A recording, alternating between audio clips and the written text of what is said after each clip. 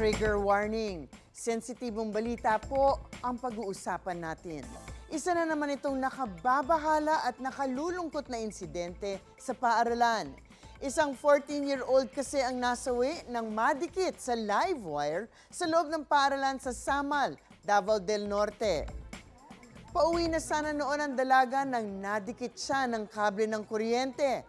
Matagal na raw ipinaaabot ng mga magulang sa management ng paaralan ng pangamba na pwedeng idulot ng live wire. Base sa police report, konektado ang live wire sa electric post na isang pribadong kumpanya, pero kasalukuyang iniimbestigahan pa ang insidenteng ito ng School Division Office ng Samal, Davao del Norte. Sino ang dapat managot sa insidenteng ito? Ask me, ask Attorney Gabby.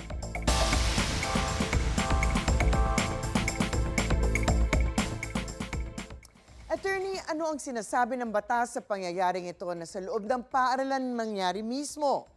Well, malaki po talaga ang responsibilidad ng mga paaralan habang ang mga bata ay nasa pangangalaga nila. Ito ay dahil ang mga paaralan, ang mga administrator at teacher nila ay may tinatawag na Special Parental Authority habang nasa poder nila ang mga bata. Whether ito ay on-campus or off-campus, basta during school hours or school-sanctioned activities. Sa ayaw o sa gusto nila, may expectation talaga na ang mga paaralan gagawin ang lahat para mapigilan ng anumang kapahamakan, pinsala, or sa ganitong insidente, pagkamatay ng isang estudyante. Dahil sila ay in loco parentis or in English, in the place of a parent, habang ang mga estudyante ay nasa paaralan. Hindi naman natin sinasabi na automatic na may pananagutan o liabilidad ang paaralan once na may mangyari sa mga estudyante. Hindi naman insurer laban sa lahat ng peligro o risk ang mga schools. Maliban na lang kung mapatunayan na meron talaga silang kapabayaan. So it's the usual rule. Kapag may pagpapabaya, malamang may mananagot talaga. Ano ba ang indikasyon na may kapabayaan? Halimbawa, hindi regular ang maintenance ng mga serbisyo sa school.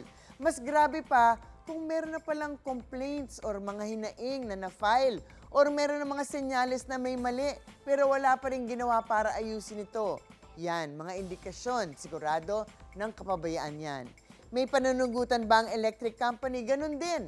Kung dapat ay may ginawa sila or hindi sila naging masusi sa pag-maintain at pag-check ng mga pasilidad na nakalagay sa school.